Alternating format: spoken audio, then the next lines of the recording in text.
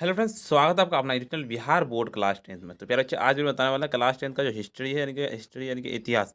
Class 10th का इतिहास का चैप्टर 2 यानी कि समाजवाद और साम्यवाद का आपको महत्वपूर्ण सब्जेक्टिव बताने वाला हूँ। मैंने आपको इससे पहले आपको यानी कि इस चैप्टर का ऑब्जेक्टिव बता दिया था, और इस चैप्टर का आपको अति लघु और लघु बता दिया था। तो आज की इस वीडियो में आपको पूरा का पूरा मैं दीर्घ क्वेश्चन का पूरा आंसर कराने वाला हूँ। यानी कि चैप्टर 2 का समाजवाद और साम्यवाद का जितना भी दीर्घ है, ऑल दीर्घ चैप्टर का यानी कि ऑल दीर्घ क्वेश्चन का मैं आपको पूरा प्रॉपर सॉल्यूशन लाया हूँ। और उससे पहले आपको बता दूं कि अति लघु और अति लघु और लघु का अगर आप वीडियो नहीं देखे, जरूर से देख लीजिए। और ऑब्जेक्टिव का वीडियो का लिंक मैं डिस्क्रिप्शन में दे दूँ, जरूर से देख लीजिएगा। तो आज की वीडियो में आपको लघु का पूरा यानी कि दीर्घ का पूरा मैं सोल्यूशन करवाने वाला हूँ। उससे पहले आपको बता दूं मेरे बच्चे कि अभी तक इस वीडियो को आप लाइक नहीं किया ना, वीडियो को लाइक कर दीजिए, साथ में चैनल को भी सब्सक्राइब करके बेल आइकन को प्रेस कर दीजिए, और अपने फ्रेंड्स को वीडियो को जरूर से एक बार शेयर कर दीजिए। और आपको मैं बता दूं कि क्लास टाइम अगर आपको पता नहीं है, तो क्लास टाइम जो आपका है प्यारे बच्चे, सुबह एक आपका 6:15 AM में एक क्लास आपका। दूसरा क्लास है आपका 2 बजे, यानी कि 2 बजे PM अभी है, यानी कि अभी के टाइम जो आप क्लास कर रहे हैं अभी है। और एक क्लास आपका 7:30 बजे PM, यानी कि नाइट में है 7:30 बजे। तो तीनों क्लास को ज्वाइन कीजिएगा डेली। अगर आपको नोटिफिकेशन चाहिए तो व्हाट्सएप ग्रुप में टेलीग्राम को ज्वाइन कर लीजिए प्यारे बच्चे। इस मैसेज में इस ग्रुप इस यानी कि इस नंबर पर मैसेज करिए, और व्हाट्सएप ग्रुप में टेलीग्राम का लिंक भी दिया हुआ है डिस्क्रिप्शन में, क्योंकि आप उसको ज्वाइन कर लीजिएगा ना, तो आपको नोटिफिकेशन मिलता रहेगा। तो इसलिए जाकर जरूर से ज्वाइन कर लीजिए प्यारे बच्चे। तो चलिए पूरा पूरा वीडियो का एंड तक देखे जाइएगा। आपको इस वीडियो में लॉन्ग यानी कि दीर्घ का पूरा पूरा सॉल्यूशन बताने वाला हूँ। देख सकते हैं। पहले उससे पहले आपको बता दूँ कि चैप्टर का नाम यानी कि चैप्टर 2 यानी कि समाजवाद और साम्यवाद है आपको। और अभी तक बिहार बोर्ड क्लास 10 इस चैनल को सब्सक्राइब नहीं किया, जरूर से सब्सक्राइब कर दिया। मेरा नाम है शाहनवाज सर, और आप अगर इस नंबर पर कॉन्टैक्ट करना है, ठीक है, अगर आपको यानी कि ग्रुप में ज्वाइन होना है तो क्लास करने के लिए। और आपको देख सकते हैं बिहार बोर्ड क्लास 10 हिस्ट्री का पूरा पूरा सॉल्यूशन है, यानी कि चलिए पूरा पूरा वीडियो एंड तक देख के जाइएगा। सीधे मैं आपको इसका तो मैं रिक्त स्थान मिलान चिन्ह सभी करवा दिया हूँ। अति लघु और लघु का मैं वीडियो का लिंक ना डिस्क्रिप्शन में दे दूंगा, जरूर से आगे देख लीजिएगा। तो आज के दिन आपको दीर्घ का पूरा पूरा सोल्यूशन करवाने वाला हूँ। तो चलिए सीधे मैं दीर्घ की ओर लेके चलता हूँ। ये लघु हो गया, लघु का भी मैं करवा दिया हूँ। तो सीधे दीर्घ की क्वेश्चन कर देते हैं। देखिए दीर्घ क्वेश्चन में क्या करता है, सबसे पहले आपको पढ़ लेना है, ठीक है। दीर्घ क्वेश्चन क्या करता है, दीर्घ उत्तरीय प्रश्न लगभग 150 शब्दों में एक क्वेश्चन का उत्तर देना। 5 क्वेश्चन है, यानी कि पूरा पूरा वीडियो का अंत तक देख के जाइएगा, ठीक है। पहला नंबर जो आपका क्वेश्चन है बुक में आप देख सकते हैं। पहला नंबर रूसी क्रांति के कारणों की विवेचना करें, ठीक है। ये क्वेश्चन है ना, तो आपको रूसी क्रांति के कारण निम्नलिखित थे। पहला नंबर जो था आपका जार की निरंकुशता एवं कहता आयोग का शासन। तो इसका लिखना है आपको जार की निरंकुशता एवं आयोग का शासन का आपको डिफिनेशन लिखना है। 19वीं सदी के मध्य तक यूरोप की राजनीतिक संरचना बदल चुकी थी। राजा की शक्ति घटा दी गई थी, परंतु रूस का जार अभी भी सिद्धांत को पकड़े हुए थे। वह अपना विशेषाधिकार छोड़ने को तैयार नहीं थे। उसे आम जनता की कोई चिंता नहीं थी। उसके कहता अफसर अयोग्य थे। नियुक्ति का आधार योग्यता की जगह अपने लोगों से स्थान भरना था। कि स्वेच्छाचारित बढ़ गई थी, जनता की स्थिति बदतर होती जा रही थी। उसके बाद आपको आगे लिखना है, ठीक है। पहले का जार का निरंकुश था आपको, दूसरा पॉइंट आपको क्या लिखना है, मजदूरों की दयनीय स्थिति। तो मजदूरों की अधिक घंटों का काम करना पड़ता था। उसके बजाय में उसके एवज में मिलने वाली मजदूरी इतनी कम थी कि उसके उन्हें अपने परिवार का भरण पोषण कठिनाई से होती थी। उनके साथ मालिक दुर्व्यवहार करते थे।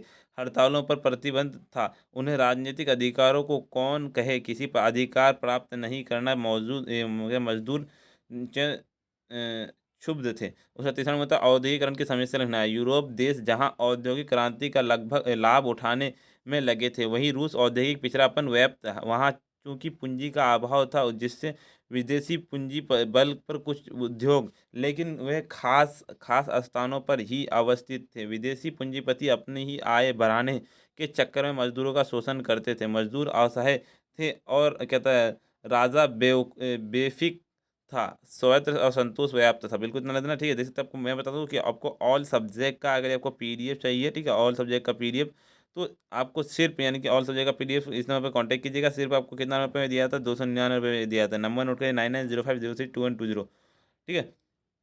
उसके बाद आपको 5 पॉइंट लिखना है। तो चौथा पॉइंट आपको क्या लिखना है, चौथा पॉइंट होता है रूसीकरण की नीति लिखना है। रूस में अनेक राष्ट्रों के लोग निवास करते थे। वे भिन्न भाषा बोलते थे, और इनके रस्म रिवाज भी अलग अलग थे। लेकिन जार का यह कानून कि सबको रूसी पढ़ी और बोलनी पड़ेगी। इसे विभिन्न लोगों पर इसका बुरा प्रभाव पड़ा। हड़ताल मच गई थी। 1863 ईस्वी इस नीति के विरोध में विद्रोह भी हुआ था, लेकिन उसे निर्दयतापूर्वक दबा दिया गया था। लोगों में इसका कहता आक्रोश था।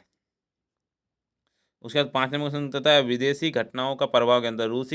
रूसी की क्रांति में विदेशी घटनाओं का भी प्रभाव पड़ा। क्रीमिया के युद्ध में रूस पराजित हो तो हुआ था ही, 1905 ईस्वी में जापान से भी हार गया था। जापान से हारने के आग में भी घी का काम किया। जार की ताकत का पोल खुल गया था। प्रथम विश्व युद्ध में रूस की मित्र विदेशी की ओर से लड़ रहा था, लेकिन सेना हर मोर्चे पर हार रही थी। इन सबको रूसी क्रांति का मार्ग प्रशस्त किया कर दिया गया था। बिल्कुल। चलो अच्छा, दूसरा नंबर क्वेश्चन क्या आपका? दूसरा नंबर क्वेश्चन क्या होता है? नई आर्थिक नीति क्या है? नई आर्थिक नीति पे भी आपको लिखना है। पहले आपका इसका डिफिनेशन लिखना है, फिर उसका 3-4 पॉइंट दे के लिखना है, ताकि आपको यानी कि नंबर मिल जाए। 5 नंबर वाला क्वेश्चन है, दीर्घ में होता है 5 नंबर का। तो उसका लिखना है, लेनिन ने देखा कि समाजवादी व्यवस्था में देश के लोग का पच नहीं रहा था। एकाएक पूंजीवादी विश्व के टकराना भी उनके कठिन था। अंततः उसने 1921 ईस्वी में अपनी नई आर्थिक नीति न्यू इकोनॉमिक्स पॉलिसी एनईसीपी की घोषणा करनी पड़ी। नई आर्थिक नीति की निम्नलिखित 8 सूची थे। 8 सूची का नाम लिखना है, ठीक है। पहला नंबर आपको पहला पॉइंट में, किसानों का अनाज हड़प लेने पर स्थान पर उनकी एक निश्चित कर लेने की व्यवस्था चालू की गई थी। अब किसान अपनी उपज का मनचाहा इस्तेमाल करने को स्वतंत्र हो गए। चलिए उसके बाद आपको दूसरा पॉइंट में क्या लिखना है? दूसरा पॉइंट में आपको लिखना है, कहता है, यद्यपि यह सिद्धांत था कि जमीन के राज जो है, क्योंकि कायम रहते हुए वे व्यवहारिक रूप से मान लिया जमीन किसान की ही है। 3.20 कम कर्मचारी उद्योगों को व्यक्तिगत उद्योग मान लिया गया था। वे अब पुनः अपने कारखानों के मालिक बन गए थे। उसका चौथा मतलब, उद्योग एक विकेंद्रीय कर निर्णय का क्रियान्वयन के बारे में विभिन्न इकाइयों की काफ़ी छूट दी गई थी। पाँचवा मतलब, सीमित तौर पर विदेशी पूंजी भी कहता है लगाई जा रही थी। छह मतलब, व्यक्तिगत संपत्ति और जीवन बीमा राजकीय एजेंसी चलाने लगी। विभिन्न स्तरों पर बैंक खोले गए ताकि जनता को सुविधा हो। ठीक है। उसके बाद आपको आगे आगे और एक पॉइंट 8 मतलब, ट्रेड यूनियन की अनिवार्य सदस्यता समाप्त कर दी गई थी। आपको बता दो पहले से कि ऑल सब्जेक्ट का यानी कि objective plus subjective chapter wise का लिंक डिस्क्रिप्शन में मिल जाएगा, जाकर जरूर से देख लीजिए। और इसका अगर आप इस चैप्टर का चैप्टर 2 का यानी कि हिस्ट्री का चैप्टर 2 का अगर आप अति लघु नहीं देखें, अति लघु और लघु नहीं देखें, तो अति लघु और क्या था लघु का वीडियो का लिंक मैं डिस्क्रिप्शन में दे दूंगा। ऑब्जेक्टिव का भी वीडियो का लिंक दे दिया हूँ दूसरा चैप्टर का, जरूर से देख लीजिएगा। उससे पहले आपको बता दो पहले से कि अभी तक इस वीडियो को आप लाइक नहीं किया ना, वीडियो को लाइक कर दीजिए, साथ में चैनल को भी सब्सक्राइब करके बेल आइकन को प्रेस कर दीजिए, और अपने फ्रेंड्स को वीडियो जरूर से एक बार शेयर कर दीजिए। उसका तीसरा नंबर है, रूसी क्रांति के प्रभाव को विवेचना करें। तो रूसी क्रांति के निम्नलिखित प्रभाव थे। पहला नंबर प्रभाव क्या लेना? रूसी क्रांति के सफल होने के बाद वह पूर्णतः सर्वहारा वर्ग, जिससे श्रमिक वर्ग भी कहा सकते हैं, यह शासन स्थापित हो गया था। इस सफलता ने दुनिया के अन्य देशों को भी प्रभावित किया। वहाँ की कम्युनिस्ट पार्टियों का गठन होने लगा। उसके अंदर रूसी दूसरा नंबर आपको पॉइंट में लिखना है, रूसी क्रांति एक प्रभाव यह भी पड़ा कि विश्व स्पष्ट तो दो खेमों में बढ़ गया, एक स्वयं साम्यवादी विश्व और दूसरा पूंजीवादी विश्व। तब यूरोप में दो भागों में बढ़ गया, पूर्वी यूरोप तथा दूसरा पश्चिमी यूरोप। ठीक है। उसके बाद आपको आगे लिखना है। अगले थर्ड पॉइंट में आपको क्या लिखना है? द्वितीय विश्व युद्ध के पश्चात यह और भी स्पष्ट रूप से प्रचलित हुआ। साम्यवादी विश्व का अगुवा रूस था पूंजीवादी विश्व का कहता अगुवा संयुक्त राज्य अमेरिका था। दोनों खेमों में शास्त्रीय होर मच गई थी। शीत युद्ध स्पष्ट देखा जाने लगा। उसका चौथा नंबर था, अब पूंजीवादी देश भी स्वयं को समाजवादी देश कहलाने में गौरव का अनुभव करने लगे। इसके लिए उन्हें अपनी अर्थव्यवस्था में भी कुछ फेर बदल करनी पड़ी। इस प्रकार पूरे विश्व में पूंजीवादी के लिए चरित्र में बदलाव आने पाँचवा नंबर, रूसी क्रांति का सफलता ने एशिया और अफ्रीकी गुलाम देशों को स्वतंत्र होने की कसम मसाहट होने लगी। द्वितीय विश्व युद्ध के बाद आंदोलन इतने तेज हुए और अपने सभी उपनिवेशों से यूरोपियन को भागना पड़ा। बिल्कुल इतना लगना ठीक है। उसके बाद आपको लिखना आगे, और अगर आपको पीडीएफ चाहिए सिर्फ 299 रुपये में दिया है, तो ऑल सब्जेक्ट का इस नंबर पर कॉन्टेक्ट कीजिएगा, ठीक है, कॉल कीजिएगा। चलिए इसका चौथा नंबर क्वेश्चन क्या है आपका? चौथा नंबर क्वेश्चन देख सकते हैं आपका, कार्ल मार्क्स की जीवनी एवं सिद्धांतों पर वर्णन करें। ये क्वेश्चन बहुत ही ज़्यादा इंपॉर्टेंट है, ये क्वेश्चन पूछे जाते हैं, तो इसका आंसर लिखना है। कार्ल मार्क्स का जन्म 5 मई 1818 ईस्वी को एक जर्मन यहूदी परिवार में हुआ था। मार्क्स ने हाई स्कूल तक की शिक्षा ट्रियर में और बाद में उच्च शिक्षा बॉन विश्वविद्यालय प्राप्त किया था। विधि शास्त्र यह क्या था प्रोजेक्ट, जहाँ बाद में अपने बर्लिन विश्वविद्यालय की दाखिला ली, जहाँ अपनी मुलाकात हिगेल से हुई। उससे विचारों का वह बहुत प्रभावित था। 1843 ईस्वी में उसका विवाह जेनी नामक युवती से हुआ, जिसे वह पहले से ही जानता था। उसके बाद आपको लिखना आगे। अब इसकी रुचि राजनीतिक और समाज सुधार की ओर अग्रसर होने लगी और मॉन्टेस्क्यू और रूसो के विचारों का गहन अध्ययन करना शुरू कर दिया। मुलाकात फ्रेडरिक एंजल्स से पेरिस में सन 1844 में आसपास हुई। एंजल्स ने विचारों का प्रभावित होकर मार्क्स ने श्रमिकों को कष्टों और उनकी कार्यों की दशाओं पर गहन विचार किया। उसने एंजल्स के साथ मिलकर 1848 ईस्वी में एक साम्यवादी घोषणा पत्र प्रकाशित किया। उस घोषणा पत्र को आधुनिक समाज का जनक कहा गया। उसके आगे पॉइंट बोलना। 1848 ईस्वी में उस समाजवादी घोषणा पत्र को मार्क्स ने अपने आर्थिक, सामाजिक और राजनीतिक विचारों को स्पष्ट रूप से व्यक्त किया और अब मार्क्स विश्व ने उन गिने चुने चिंतकों में एक माना जाने लगा, क्योंकि उनके इतिहास की धारा को व्यापक रूप से प्रभावित किया था। कार्ल मार्क्स ने अपनी प्रसिद्ध पुस्तक दास कैपिटल की रचना 1867 ईस्वी में, जिसे समाजवादियों की बाइबिल भी कहा जाता है। कार्ल मार्क्स अपने पांच सिद्धांतों का प्रतिपादित किया। जो पांच सिद्धांत क्या था निम्नलिखित में है। पहला क्या द्वंद्वात्मक भौतिकवाद का सिद्धांत, वर्ग संघर्ष का सिद्धांत, इतिहास के भौतिकवाद का व्याख्या, मूल एवं अतिरिक्त मूल्य का सिद्धांत, राजहीन और वर्गहीन समाज का स्थापना। बिल्कुल बस इतना कर देना। चलिए उसके बाद आपको आगे आगे आपको 5वां क्वेश्चन क्या कहता है, यूटोपियन समाजवाद के विचारों का वर्णन करें। तो सर्वप्रथम यूटोपियन समाजवाद कहता है स्वप्नदर्शी समाजवाद का प्रादुर्भाव पर फ्रांस में हुआ। इस सिद्धांत का पहला व्याख्याता सेठ साइमन। आगे आगे क्वेश्चन की ओर चलता, आगे क्या कहता है पहले बच्चे।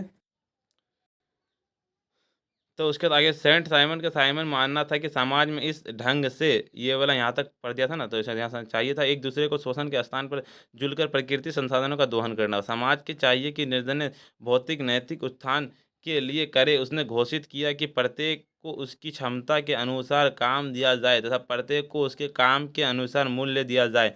आगे चलकर यही वाक्य समाजवाद का मूल नारा बन गया। उसके बाद आपको आगे लिखना है। आगे आपको कहना, फ्रांस का ही एक अन्य यूटोपियन विचारक चार्ल्स फोरियर था। फोरियर आधुनिक औद्योगिकवाद का विरोध करता था। उसका मानना था कि श्रमिकों को छोटे नगर या कस्बों में काम करना चाहिए। उसने किसानों के हित का पलंग्स बनाए जाने की योजना रखी, लेकिन उसकी यह योजना सफल नहीं हो सकी। उसके बाद एक अन्य फ्रांसीसी चिंतक लुई बला था, एकमात्र यूटोपियन था कि जिसने राजनीतिक में भी भाग लिया। उसने जो सुधार कार्यक्रम प्रस्तुत किया था वह आधुनिक व्यवहारिक था। उसका मानना था कि आर्थिक सुधार तो हो, लेकिन उसके पहले राजनीतिक सुधार होना आवश्यक है। उसके बाद आपको आगे लिखना था, एक महत्वपूर्ण यूटोपियन चिंतक जो गैर फ्रांसीसी था, रॉबर्ट ओन। उसने इंग्लैंड के स्कॉटलैंड में एक कारखाना लगा था। उसने श्रमिकों को अच्छी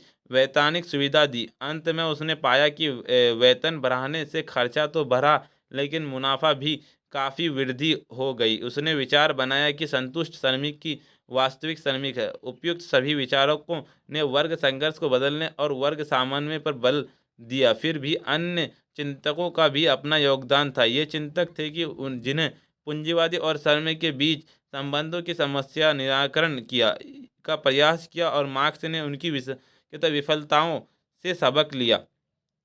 ठीक है, बस बिल्कुल आपको यानी कि मैं पूरा पूरा यानी कि जो जितना है ना, ये सभी लॉन्ग, अति लघु और लघु और दीर्घ का अगर आपको पीडीएफ चाहिए प्यारे बच्चे, तो मैं आपको बता दूँ कैसे आपको लेना है। ठीक है, लघु और दीर्घ का सभी का आपको पीडीएफ सिर्फ मिल जाएगा 299 रुपये में आपको मिल जाएगा। यदि आप लेना चाहते हो जरूर से समय कॉन्टैक्ट कीजिएगा और आपको कॉल करना है और बोलना है कि सर हमको यानी कि क्लास 10th का पीडीएफ चाहिए। ठीक है, ऑल सब्जेक्ट का पीडीएफ दिया जाएगा प्यारे बच्चे। ऑल सब्जेक्ट का पीडीएफ आपको सिर्फ 299 रुपये में दिया जाएगा, तो आप टेंशन मत लीजिए। और उससे पहले आपको बता दूँ कि अभी तक इस वीडियो को लाइक नहीं किया, वीडियो को लाइक कर दीजिए, साथ में चैनल को भी सब्सक्राइब करके बेल आइकन को प्रेस कर दीजिए और अपने फ्रेंड्स को वीडियो को जरूर से एक बार शेयर कर दीजिए।